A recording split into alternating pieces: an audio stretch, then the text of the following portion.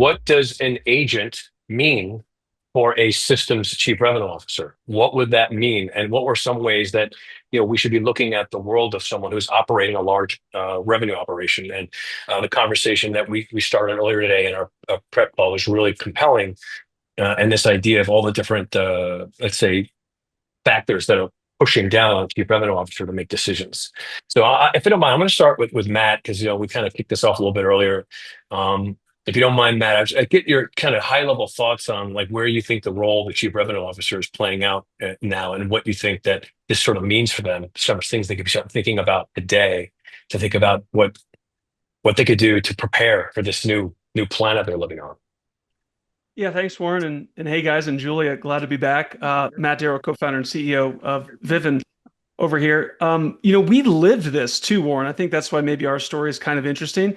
I had a prior head of sales that this was probably 2 years ago that first was struggling to do the expansion remit because I wanted to roll things like customer success, sales engineering, right, all under one umbrella to have a true revenue owner and a revenue function. We have that leader now, but that was like sort of click stop one of going from old world CRO that just focused on sales to somebody that had more of a broader revenue remit. And now I would say the thing that we're focused on so much is how does our CRO not only become hands-on and comfortable with a lot of these new technologies, but they've got the right partner in crime from the revenue operations standpoint that's going to bring the right things to their table. So you asked the question on like, well, what is an agent? And I remember Julia, like a couple months ago, we kind of famously talked about that too. And like everybody had a different answer. My perspective is pretty simple, which is it's a domain expert that can do unprompted work. And that changes everything from these new guard CROs where I don't need a CRO to go and build applications from scratch, but they need to deploy these so they could take work off their team's plates. And I'm sure the other crew has some good anecdotal stories too. Yeah, so I'd love to hear some other members of the panel weigh in on this topic. I'd like that definition, by the way, unprompted. I didn't think about that. That's actually a very good distinction to make. I don't know, James, you and I had a little conversation earlier. I'd love to get just some of your high level thoughts on this. Yeah, I mean, listen, I think a couple of Matt's points that I really like, the partner in crime, if you will.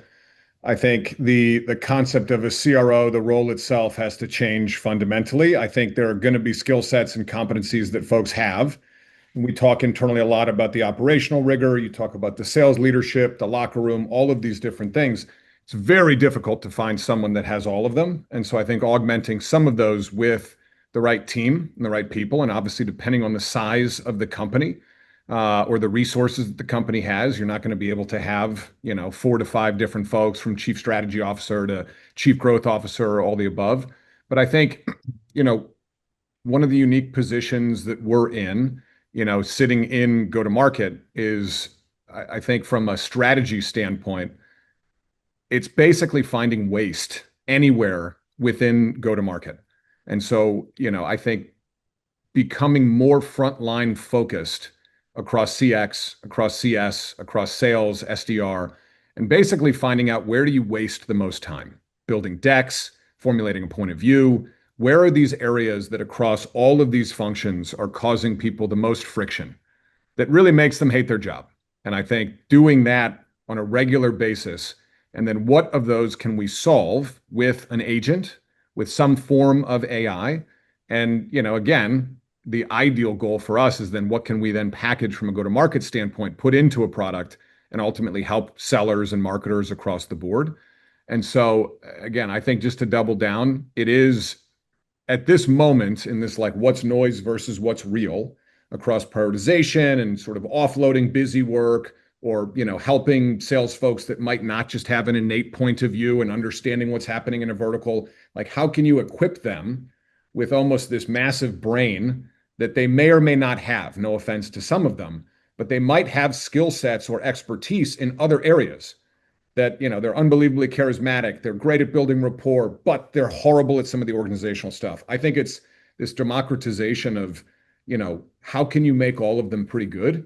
And what can you then cut out of their day from a waste perspective that allows them to go lean into that superpower? So I'm not going to try to restate Matt's definition. It was really good. I wrote it down. So yeah. I did too.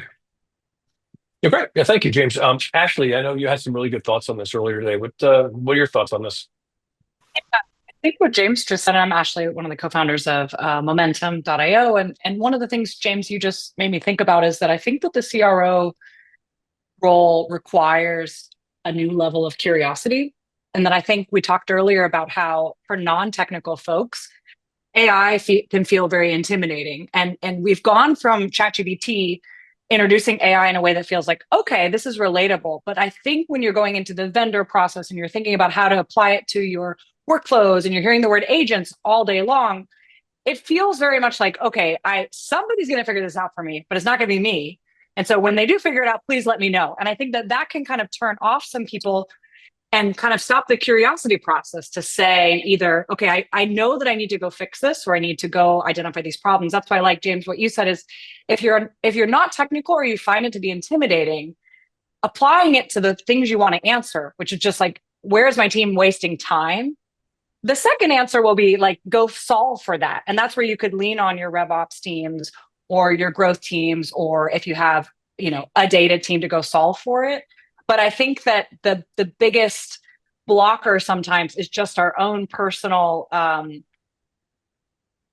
discomfort with new tech, especially something that everyone's talking about and you don't really know how it's going to apply. And I think that us too, as selling kind of AI tooling and being vendors, that's a big part of what I think we need to bring to the sales process is just like demystify, lower the bar, and make it seem achievable in a short amount of time to actually see real gains.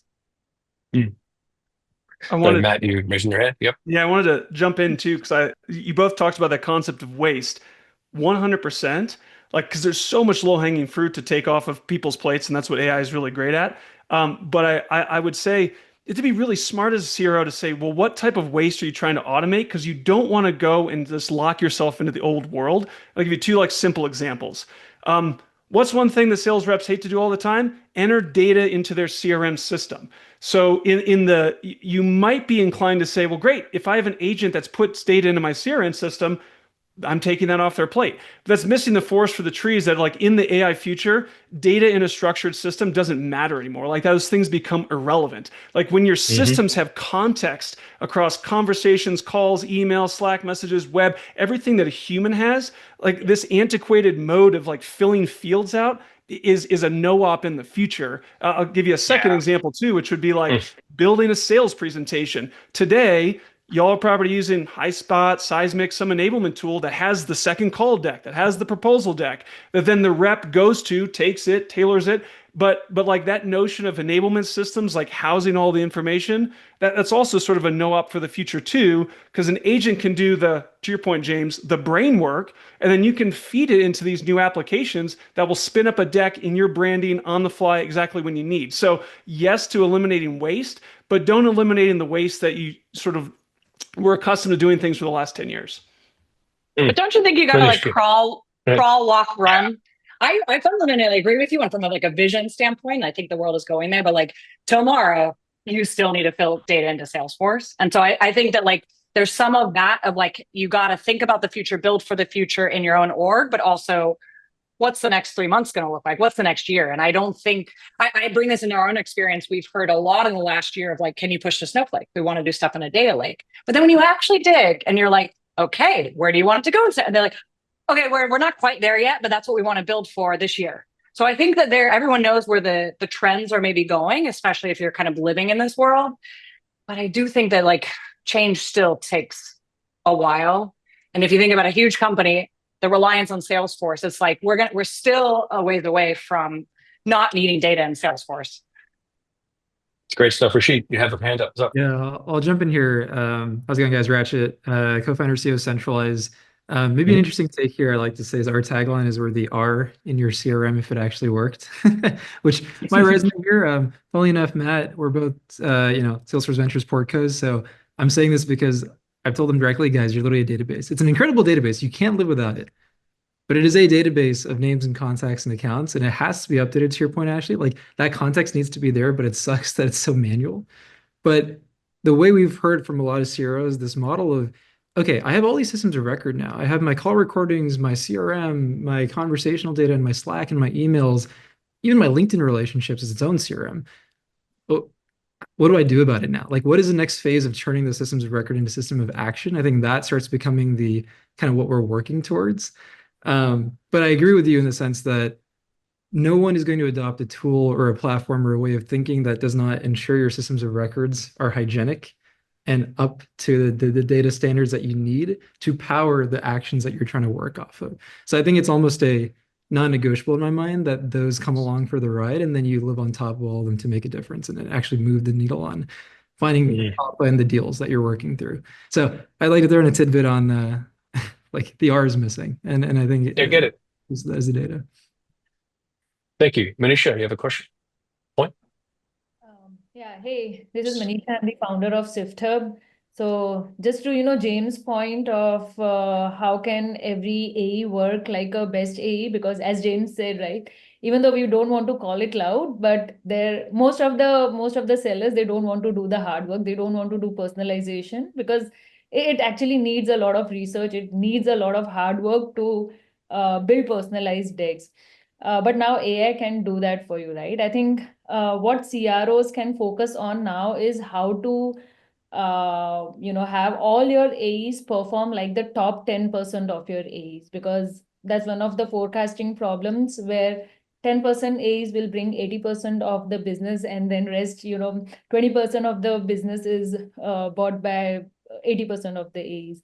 So that can be changed now. And actually, to your point of crawl, walk, run, I think that's the biggest dilemma CROs are facing today from all the conversations I have been having, because the things are moving so fast. They are actually, once they are starting to crawl, with the AI advancements, they have this realization, oh my God, doesn't look like, the crawling is going to work here. I need to now run behind so and so. So if I'm sure while you guys have been talking to CROs earlier, they were kind of relying on these AI councils, which they were building in the company to onboard all AI tools. A lot of the companies tried this for 2 months, and then they actually scrapped that method. They just told their leaders, board and CEOs, they told their leaders, individual department leaders, that it is your responsibility to bring on AI agents, to bring AI tools and improve efficiency of your team. Because it's today for CROs, it's not just about improving productivity and helping with bottom line. AI is actually helping with top line as well. And wherever top line conversations come into picture, it has to be the responsibility of those department heads. Hey, Josh, I'm interested in your thoughts on this. I think the group's covered it off pretty well. I mean, to Okay. me, I tend to fall in the camp of like the crawl, rock, run is the best approach here, and I think James articulated it pretty well. There are tons of areas of waste across our go-to-market playbooks, whether they're pre-sales or post-sales, that we can automate today, and we can remove where our reps focus their time. And I think what that truly means, and where I think the biggest area of opportunity might live today for CROs is, well, what's the new definition of a good hire in my business? What does the supporting cast in the business look like today that I put into my pre-sales motion, that I put into my post-sales motion? What's the ratio that I actually stretch for from AE to SE or to SDR? And I think some of these things in the business can be fundamentally challenged as you start to think about your capacity model, if you can really remove the waste from the sales cycle or from the deployment processes. Yeah. So, yeah, James. Yeah, I mean, I think one piece on the crawl, walk, run, and it's certainly top of mind. We've got our board meeting next week, and this is a hot topic of conversation. You got a lot of firms that are building their own, quote unquote. You got people that want to buy prepackaged AI solutions from all of the regular folks. And so we've created like a go-to-market maturity matrix.